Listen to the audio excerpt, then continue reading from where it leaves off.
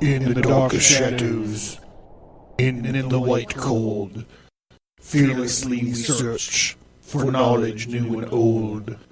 We drink the strong spirits and read ancient tomes, the order of the Abercast. We are the brave and bold.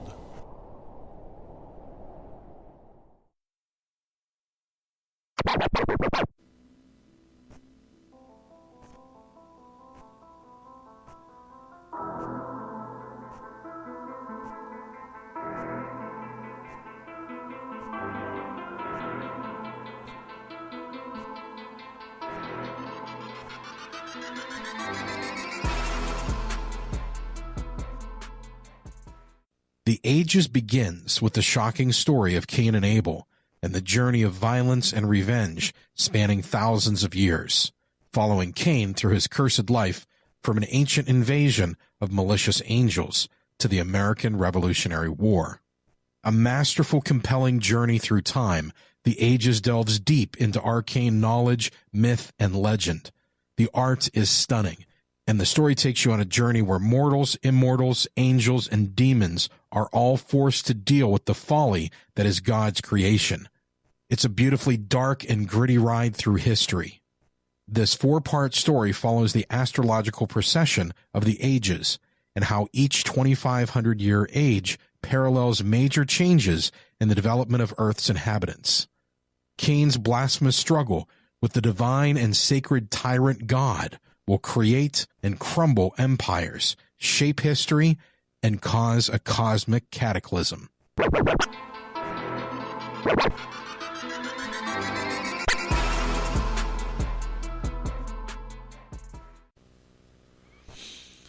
I was sent forth from the power. I have come to those who reflect upon me. I have been found among those who seek after me. Look upon me, you who reflect upon me. And you hearers, hear me. You who are waiting for me, take me to yourselves, and do not banish me from your sight, and do not make your voice hate me, nor your hearing. Do not be ignorant of me anywhere, or anytime. Be on your guard. Do not be ignorant of me. This is the first part of the Thunder Perfect Mind from the Nag Hammadi text.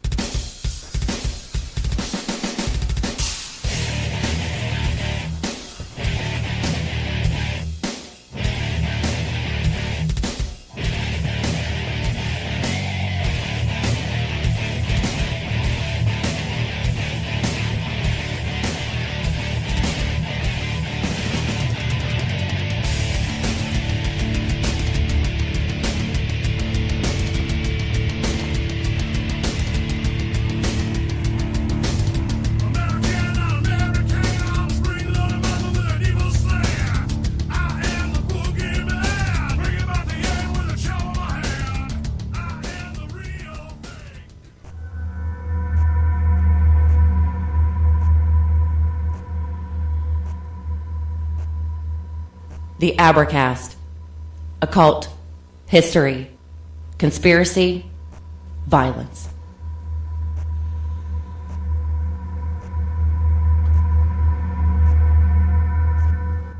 Of the Abercast, I'm your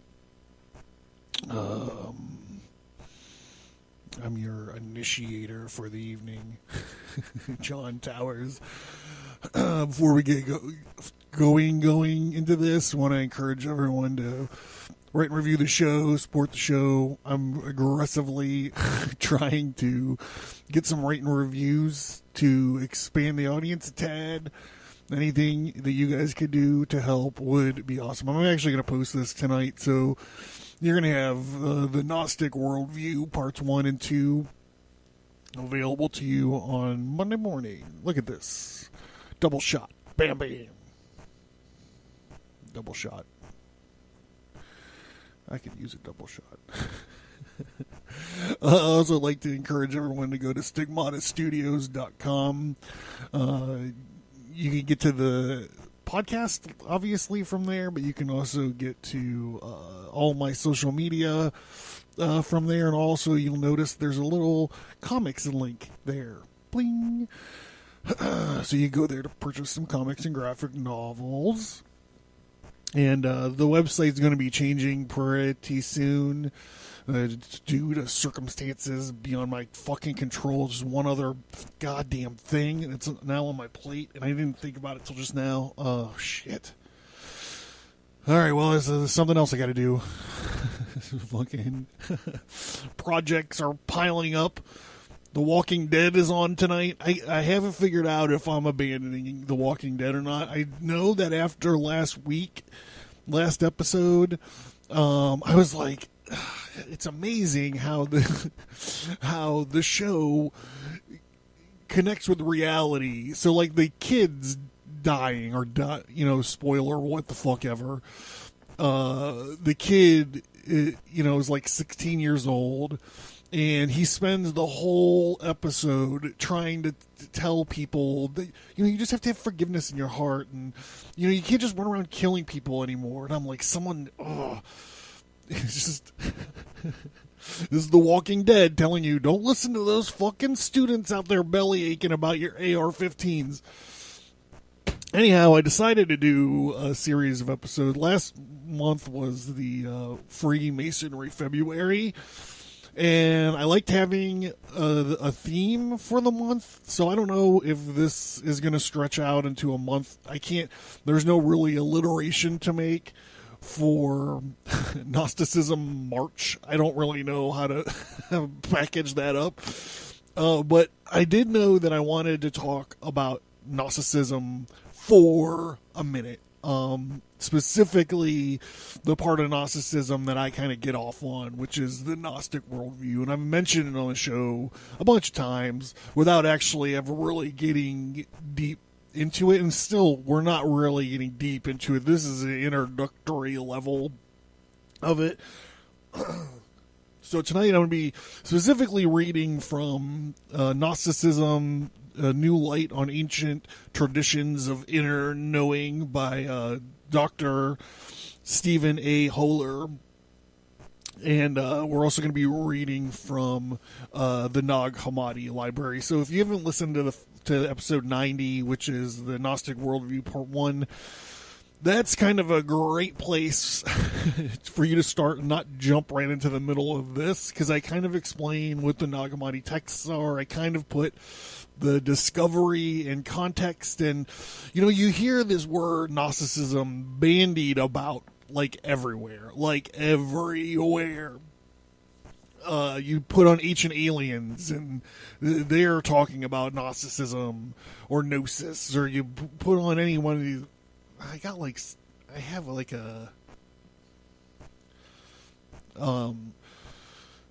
podcast, and they're like, is it Noki? Is it pronounced like Noki? Gnosticism? And you're like, oh, that's tragic. Or they're talking about it like the way Aleister Crowley talked about it, where, he just kind of like cobbled together a bunch of stuff, and he was like, oh, the church says that Gnosticism was heretical? Great. I'm going to start using the word Gnosticism. Remember episodes and episodes ago when I went to the the Ordo Templi Orientis group in Pittsburgh, and I went to go watch Crowley called it the Gnostic Mass, and I didn't make it all the way through.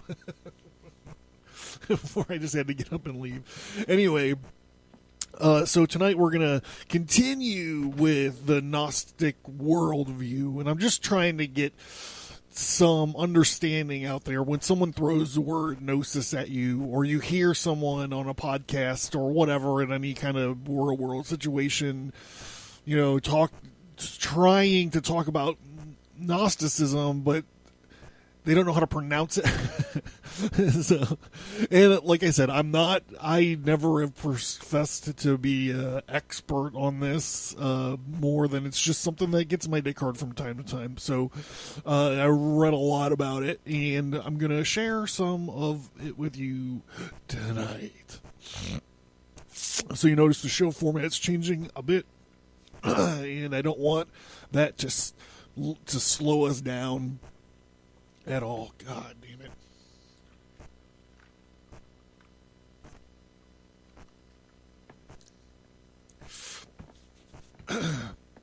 So we're gonna jump right into this. We're going back to this book, Gnosticism, New Light on the Ancient Tradition of Inner Knowing, and we're talking about the Gnostic Worldview, the human being. Gnosticism holds that human beings are essentially not the product of the material world. The important term in this statement is essentially, for Gnosticism focuses on the essence rather than the physical or mental containers that envelope this essence through the theory of biological though the theory of biological evolution did not exist at the time of the ancient Gnostics.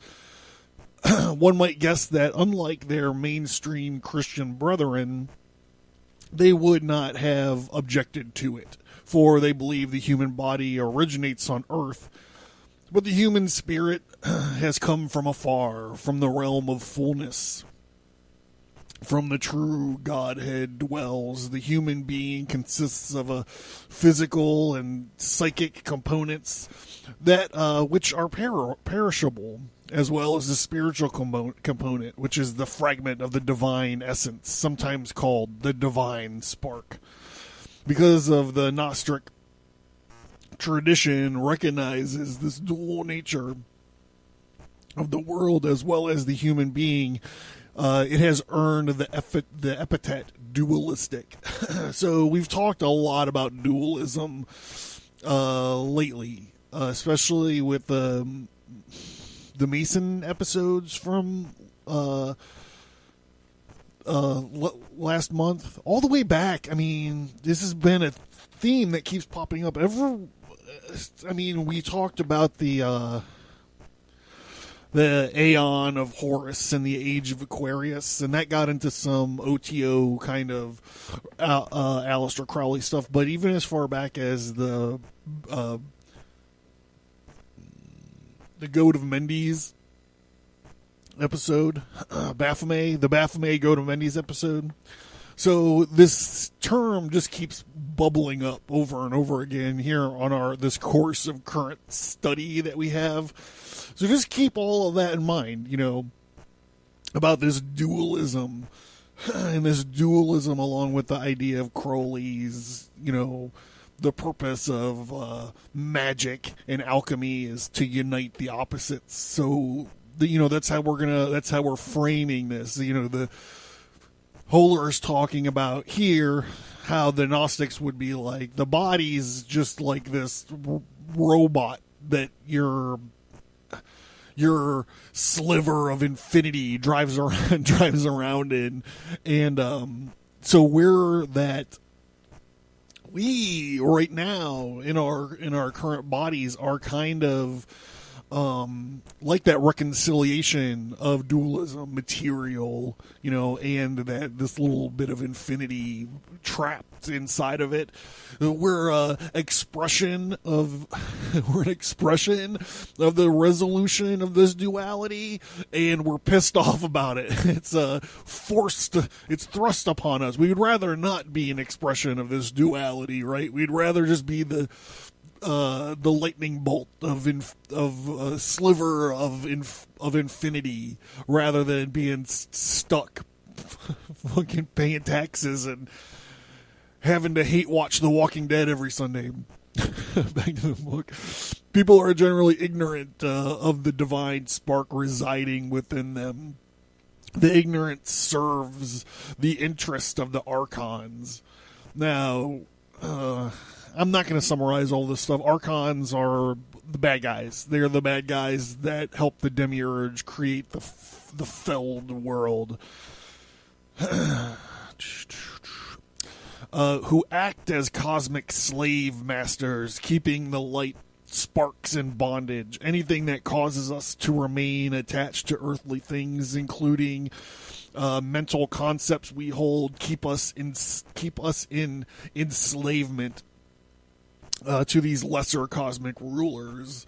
The majority of men and women are like Adam, who was asleep in paradise. Modern esoteric teachers have capitalized on this Gnostic theme, representing humanity as a throng of sleepwalkers. Awakening from this sleep is the combined results of our desire for liberation and the supernal help extended to us. Gnosticism professes a very distinct and elaborate soteriology, that is, the teachings regarding salvation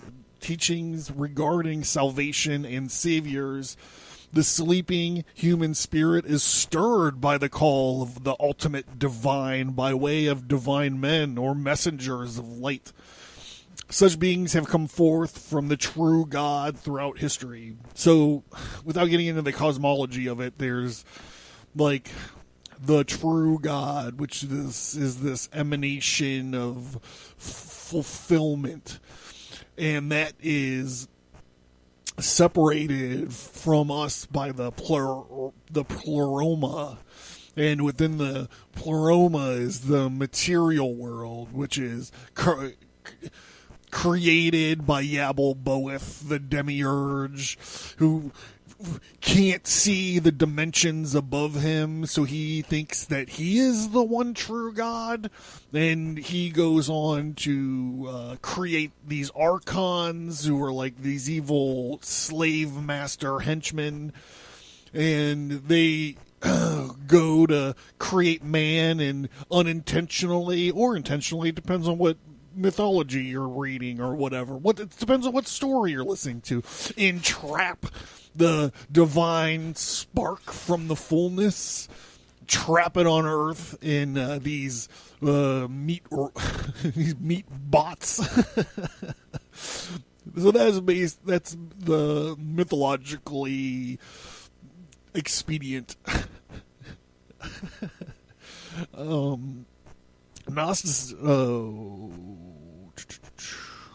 Where am I? Only a few of these salvific. Okay, so what he's saying is that the fullness has sent figures to us to help wake us up, to help wake up the divine spark, so we can remember that, like Yoda says, that we are made of this crude matter. Are we? Do you think we're made of this crude matter? Yoda is to Luke. He is one of these figures sent by the Force, or the fullness down to the material realm to wake up men. This is an expression of Morpheus in the Matrix. You got to choose the right pill. And I'm going to wake you up out of this shit, and I'm going to teach you how to fight like Kung Fu.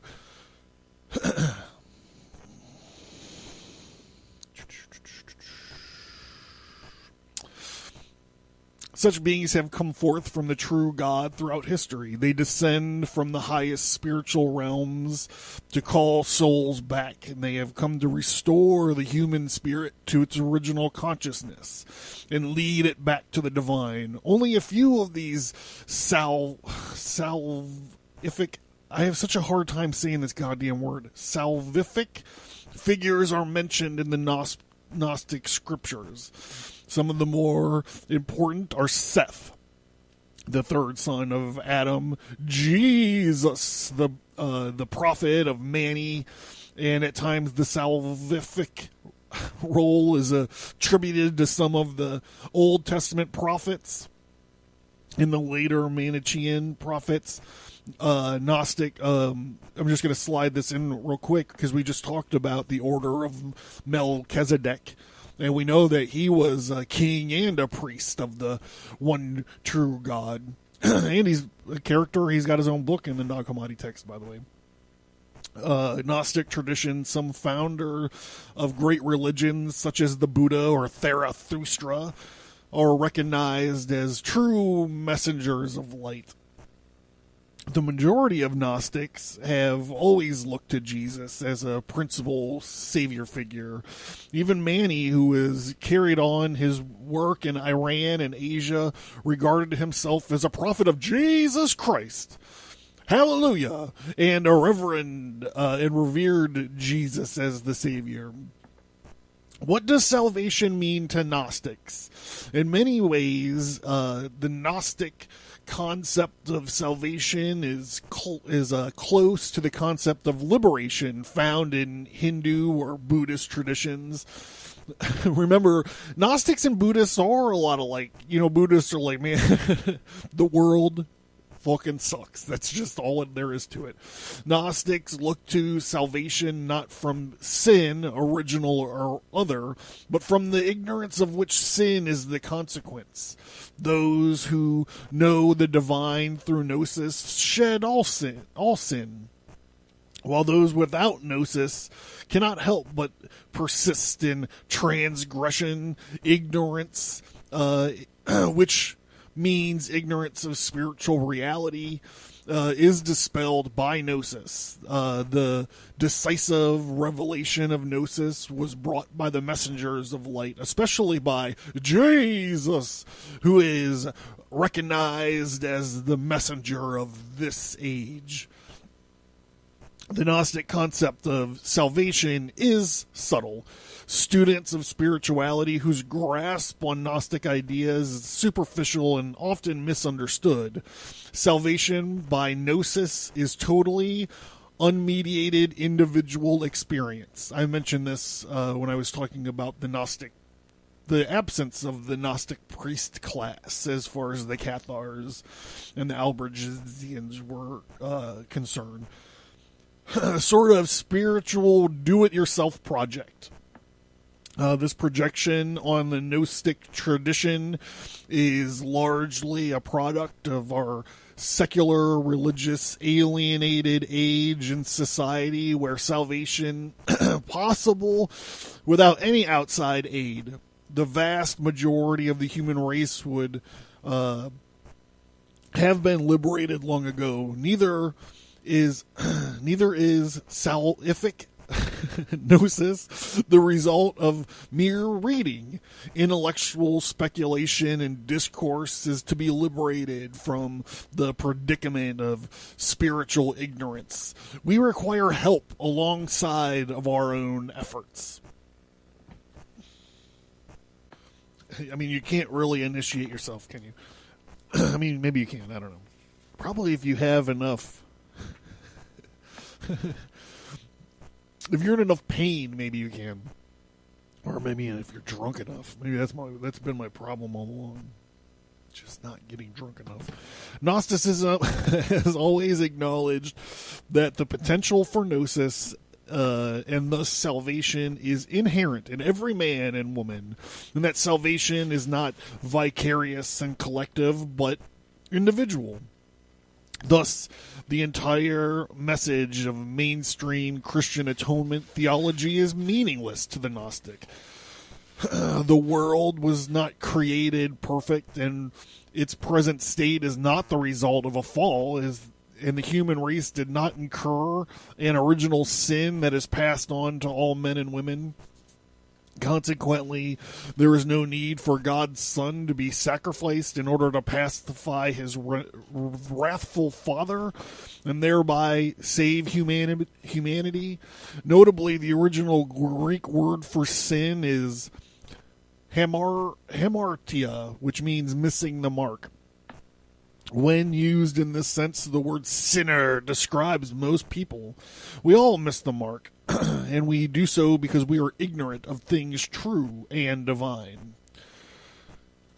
The great messengers of light come to stimulate our ability to shake off this ignorance. We need the enlightened teachings and liberating mysteries they bring to help us manifest our indwelling potential for liberation. Those whom the messengers of light awaken from their spiritual slumber and who then put forth the required amount of spiritual effort and diligence become true Gnostics, knowers, or truly spiritual people, whereas others remain unconscious and earthbound.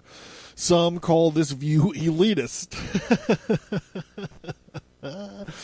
But the contemporary egalitarian mindset tends to rebel against elitism. But there is a difference between an arbitrary, self-interested elitism that sets oneself and one's fellows apart as a chosen group. And on one hand, it is an inevitable existence of elite persons, and the other, the late spiritual teacher Krishnamurti wrote in his little classic, At the Feet of the Master, quote, in all the world there are only two kinds of people, those who know and those who do not know, unquote, end quote. No Gnostic, ancient or modern, could have expressed this better. The enemies of the Gnostics, beginning with their heresiologists, church fathers, never tried claiming that the Gnostics were proud elitists who held the rest of humanity in contempt. Yet there were no records of Gnostic crimes against humanity, of the followers of Gnosticism tyrannizing over or persecuting those who were not spiritual, their spiritual convictions, or who disagreed with them. The Inquisition, the Crusades, and Jihads were not devised by Gnostics, but were frequently devised against them. The allegedly world-denying attitude of Gnosticism is frequently misrepresented and conducive to suicide or other acts of that injure life. In some cases, religious mass suicides in the last quarter of the 20th century, Jonestown, the Temple Solier, Heaven's Gate, are viewed by the public and by the media as a result of Gnostic doctrines and practices. Nothing could be further from the truth. Yes, the Gnostic feels that earthly life is in many ways a state of enslavement to the dark powers. Yet no Gnostic is known to have believed that death brings out automatic liberation from these onerous conditions. Liberating knowledge must come while a person is still in the embodied state. And those who attain such spiritual liberation enjoy their freedom, whether they are in or out of embodiment. On the other hand, those who are not liberated and conscious, by definition, still entrapped in the shackles of manifestation, whether they are in or out of the body. Several Gnostic documents indicate that human beings repeatedly return to this earthly realm. That is, that they reincarnate until their transformed consciousness makes rebirth no longer necessary. So this is the idea. This is where Gnostic what am I trying to say? Gnostic reincarnation takes place. Okay, so this idea is your spark is trapped in your body. And then if you haven't achieved this enlightenment, if you haven't achieved this gnosis, this transcendental, transitionary state, that when you die, your little infinity spark that you have is just going to be taken out of your dead body, planted right back in a new body, smack you on the ass, and send you back. You're just like, oh, finally I don't have to pay taxes. Fuck, what? I have a story that I try to submit every now and again based on this. It never has gotten picked up yet, though. So instead, like in the other karmic traditions, where you do good deeds or you live a good life, so your karma's clear, and then when you die, you get reborn as some sort of higher being, or if you owe a debt on your karma credit card when you pass, then you get reincarnated as a lesser being over and over again until you even out. So, kind of as per what we've been talking about, is it's not really about your karmic scale. It's about this self-knowledge that you have, this knowledge of this inner knowing. Back to hold on.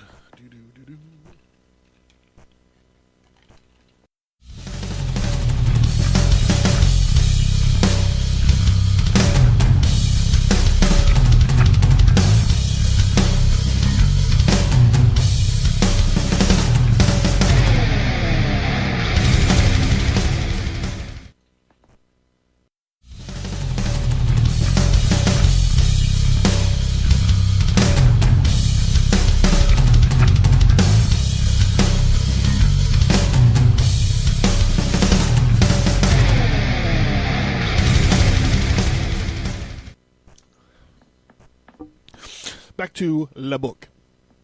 When Confucius was asked about death, he replied, quote, "Why do you ask me about death when you don't even know how to live life?"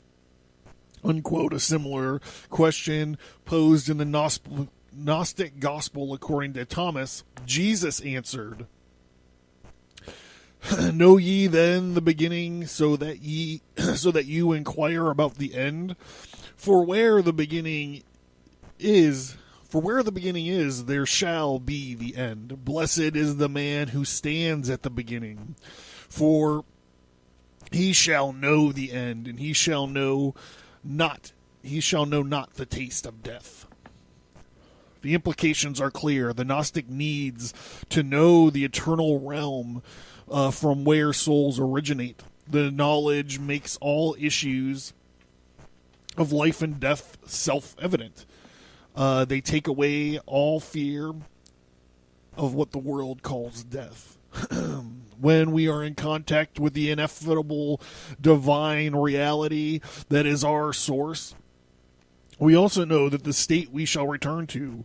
Without this knowledge, we are indeed dead, even though we may show signs of physical life. From this standpoint, suicide. Religiously or otherwise motivated, it appears as a singular counterproductive act. In addition to being accused of spiritual elitism, Gnostics have also time and time again been charged with advocating moral nihilism, known technically as antinomianism or opposition to the law. Here also is the subtlety of the Gnostic position is easily missed. Most religions teach that people attain salvation by obeying the rules. For instance, in the laws of Manu, of Hammadi, or of Moses. We haven't talked about Manu. We have talked about Hammadi in the Tower of Babel. In the Tower of Babel and the World War Z episodes, Hammadi came up in one of them towards the end. And we haven't talked a lot about Moses. I imagine we'll talk a lot. I have a lot of shit to say about Moses. Back to the book. Revealed by a divine or quasi-divine source, the position clearly lacks psychological refinement. People do not act in a vacuum. A person's conduct rises out of his state of consciousness. Murder is the result of a murderous state of mind. Lying is a manifestation of a lack of integrity and authenticity in the mind and in the soul. Buddha, the great Gnostic of Asia, stated that right thinking may be present for the right action to occur. Gnosticism is a system of thought-based or interior psycho-spiritual experience. This being the case, it is not surprising that Gnosticism emphasizes states of mind, regards actions as secondary in nature and in importance. Gnostics have always held that consciousness rather than external action is the true indicator of moral worth. If ethics and morals are taken to refer to a system of rulers, the Gnostic is not likely to regard them very highly. Indeed, rules without the consciousness that reveals the reason behind the rules are little better than useless. You see? That's why Sammy Hagar can't fucking drive 55. He doesn't understand why. Back to the book. Thus, many Gnostics say that rules and laws in themselves are not salvific, or salvation comes only by gnosis. On the other hand, if morality is defined as an inner integrity rising from the illumination stemming from the indwelling supernal spark, it is likely to be enthusiastically embraced by the followers of the Gnostic tradition. The sketch of a core idea of Gnosticism may give rise to some questions about interpretations and application. As we saw earlier, in a sense, there is no gnosis without Gnosticism, for the experience of gnosis inevitably calls for a worldview appropriate to its insight. The Gnostic worldview is experimental, for it is based on a specific kind of experience. Because of this, it will not do to omit or dilute parts of the Gnostic worldview, for the worldview would no longer conform to the experience. Gnosticism originates in a specified and particular kind of experience, so Gnosticism as a worldview is distinct from other forms of mysticism. There are similarities, to be sure, between the recognitions of St. John of the Cross or St. Teresa of Avila and the mysticism of a Gnostic seer such as Valentinus. But St. John and St. Teresa share a Roman Catholic worldview, albeit one with which ecclesiastical bureaucrats are often somewhat uncomfortable, while Valentinus is distinctly Gnostic outlook. Despite the common elements that unite various traditions in the distinctive, indeed at times unique characteristics that divide them are significant and valuable. We live in an eclectic age.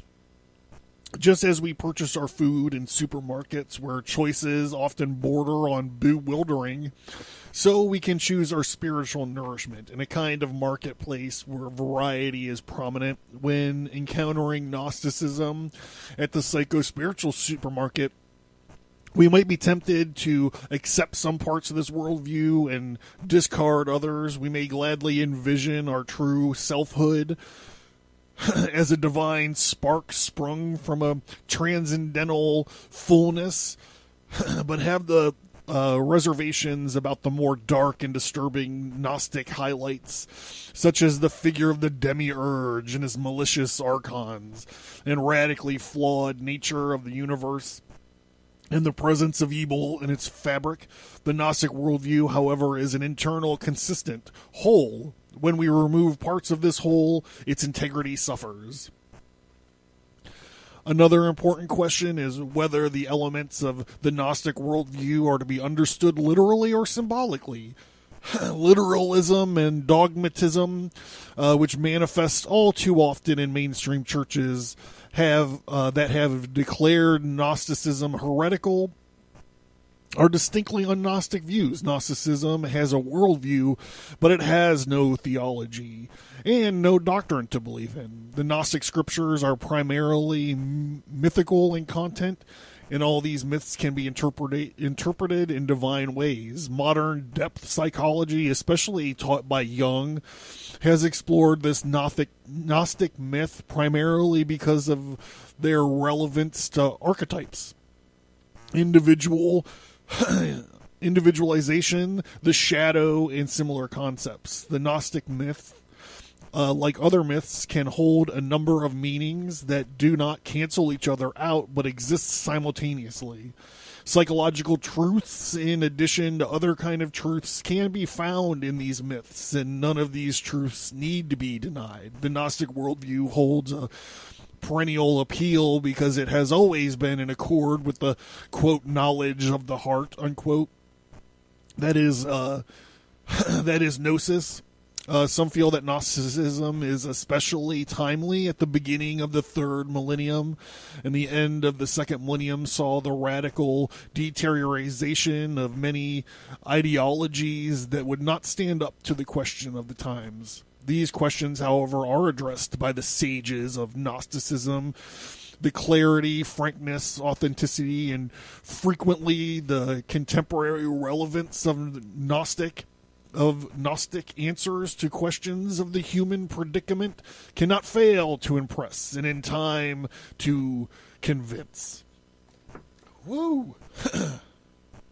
All right, so that wraps up the part 2, the Gnostic Worldview part 2.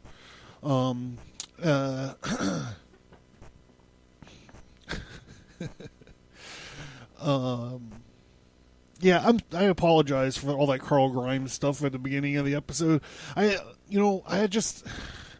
look so deeply into this stuff sometimes. Like, I gotta check myself a little bit, because, like, I recently rewatched, I should say. So when I was in the Army, we took a tape of Ford Fairlane, The Adventures of Ford Fairlane, which is a wildly underrated movie as far as I'm concerned. When you watch it, you're like, oh my god, this is all about Hollywood esoteric mind control. It's not. It's a stupid Andrew Dice Clay movie, but, like, I see stuff everywhere that I look. So, with that being said, we're going to wrap this up. I want to just ask everyone, if you could, go and rate and review on iTunes. Find me on social media. I'm doing some interesting stuff on Instagram nowadays. Find me on Twitter, and go to stigmatastudios.com for your little bullets, booze, blood, and blasphemy. Pick up some books there. And for after the, what did I call it? The hot landing? The hot landing. We're coming in hot. So the hot landing. I got to come up with some better shit than that. We're going to be doing the Thunder Perfect Mind, and it's an awesome thing, and I'm terrified because I'm going to read it like shit. Like, I'm going to read it awfully, but it is really cool. I'm looking forward to it. I've been actually talking about doing it for a show for a while. So if you guys sit tight after this, I guess, or fast forward if you want, we'll do the Thunder Perfect Mind after this.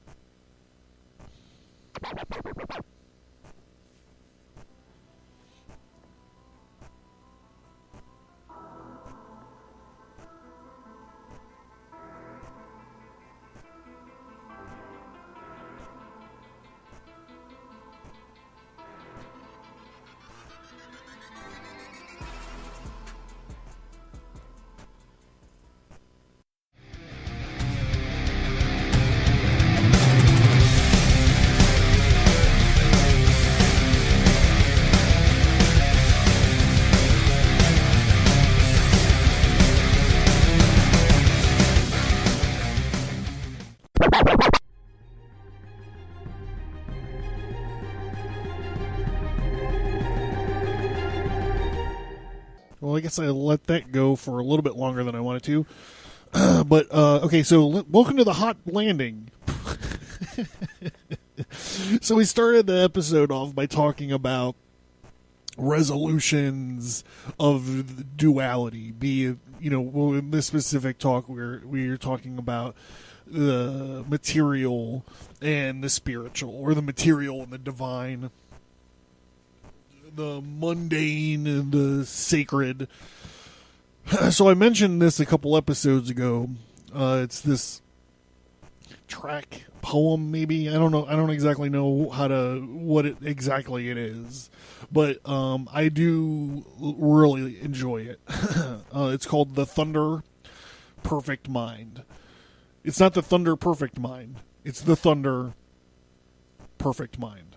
But it was a document that they found in the Nag Hammadi library.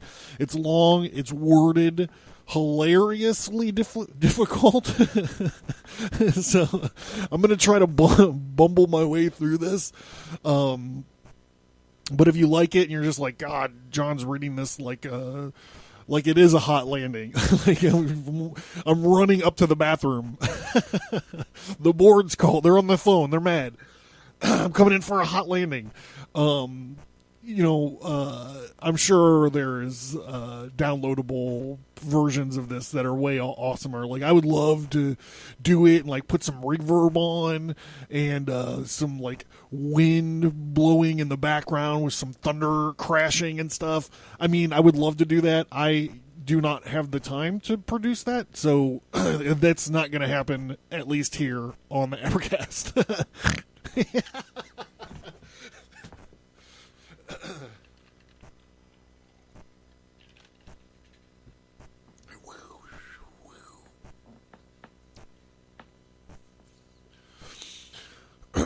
I was sent forth from power, and I have come to those who reflect upon me.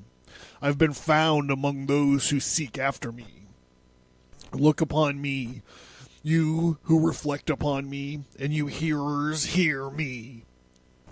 You who are waiting for me, take me to yourselves, and do not banish me from your sight.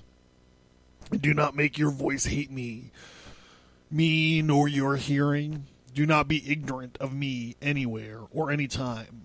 Be on your guard. Do not be ignorant of me.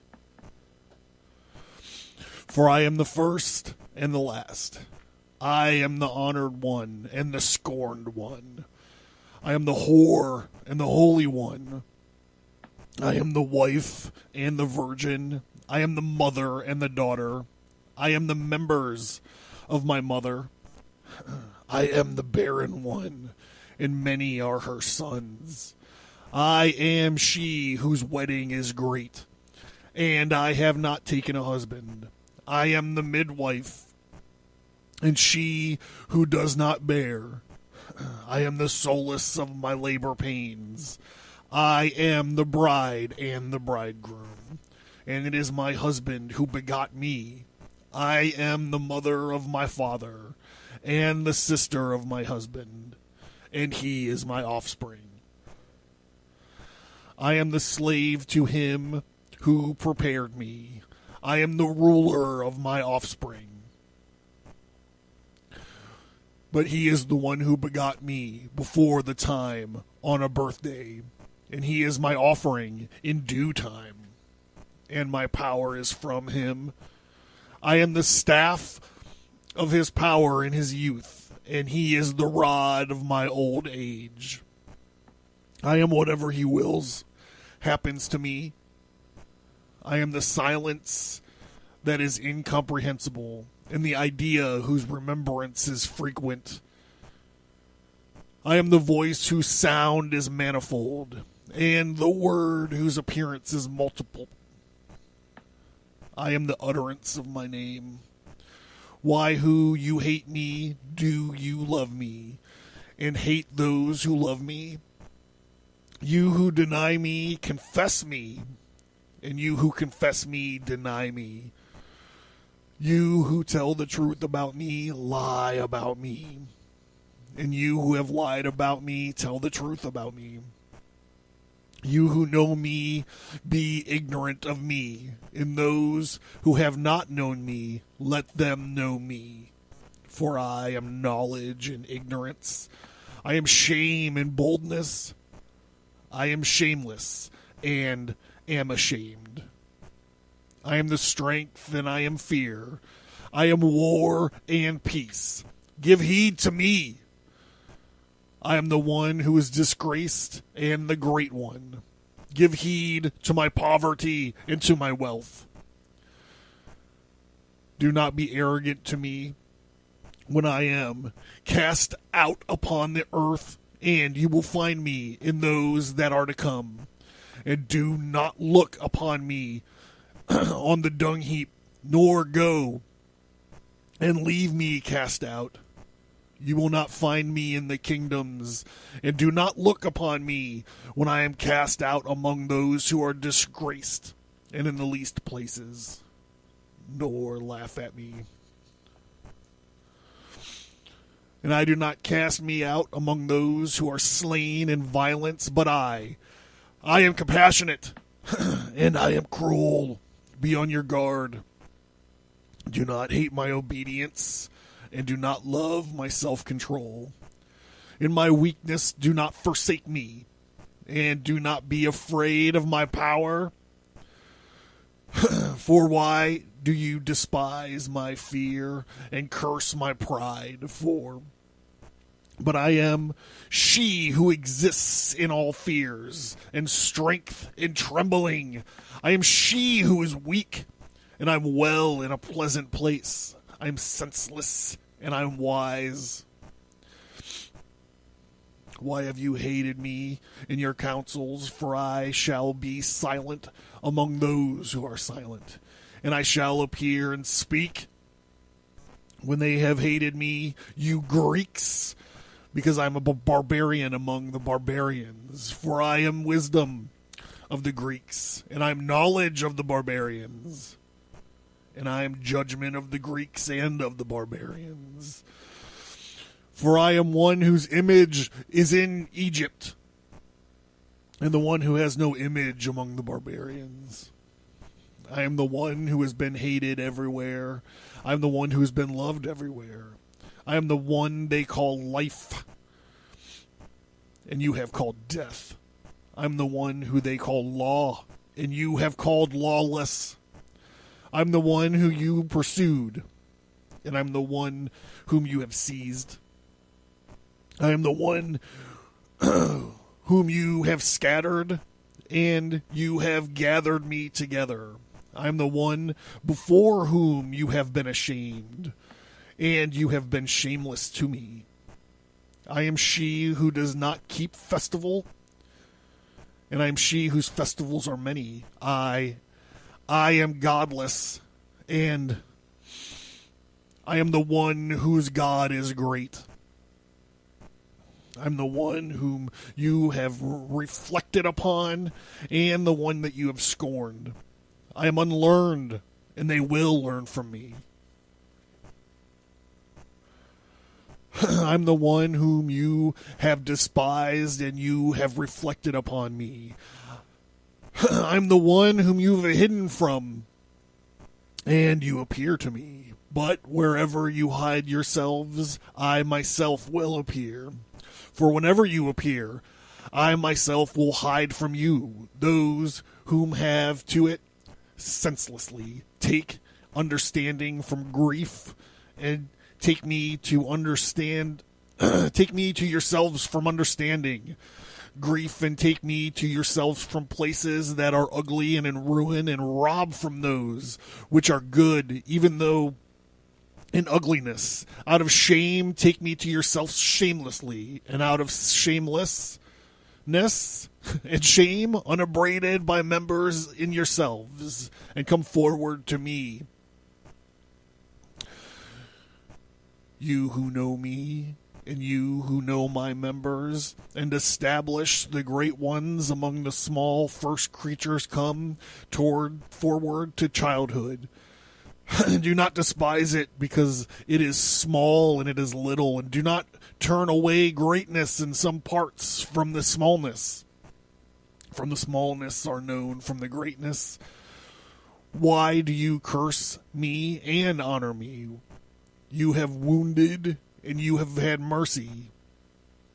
Do not separate me from the first ones whom you have known. Do not cast anyone, turn anyone away. Turn you away and him not. What is mine? I know the first ones, and those after them know me. I am of mind. I am the rest of. I am the knowledge of my inquiry, and the finding of those who seek after me, and command those who ask of me the power and the powers in my knowledge, of the angels who have been sent at my word, and of gods and their seasons by my counsel, and of spirits of every man who exists with me, and of women who dwell within me. I am the one who is honored and who is praised, and who is despised. Scornfully I am peace, and war has come because of me, and I am an alien and a citizen, and I am the substance, and the one who has no substance. Those who are without association with me are ignorant of me, and those who are in my substance are the ones who know me. Those who close to me have been ignorant of me, and those who are far away from me are the ones who have known me. And on the day when I am close to you, you are far away from me. And on the day when I am far away from you, you are close. I am within.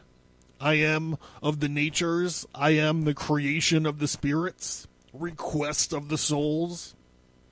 I am control and the uncontrollable. I am the union and the dissolution. I am the abiding and I am the dissolution.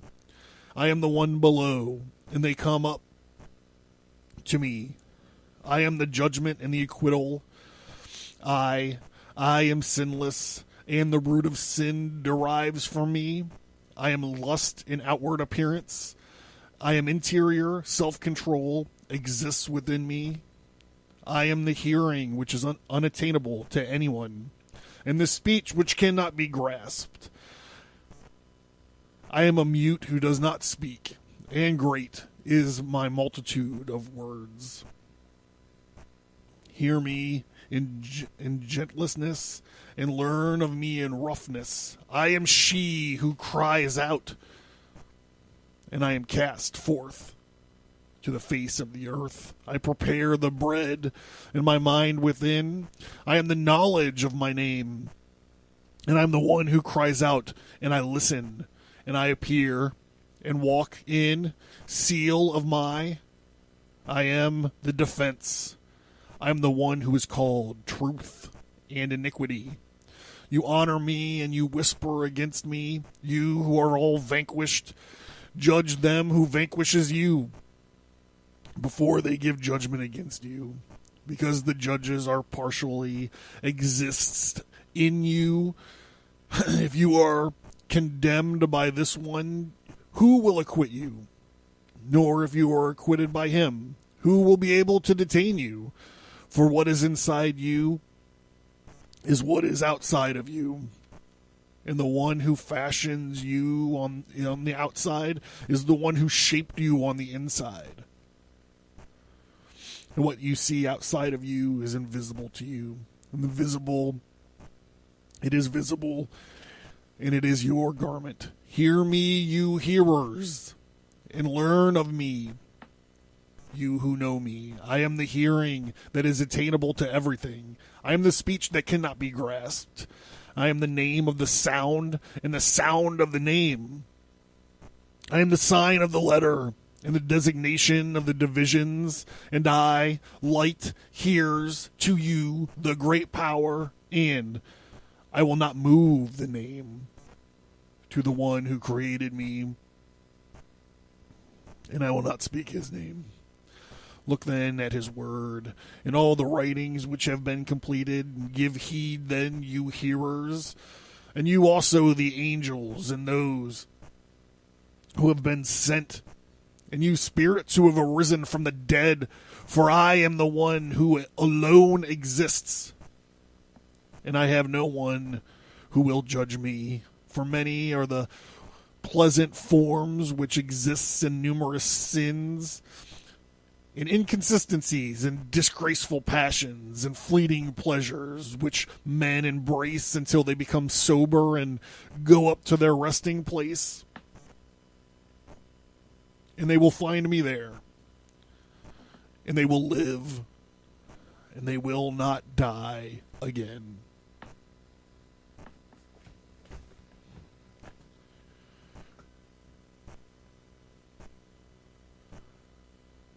Thanks, guys. See you soon.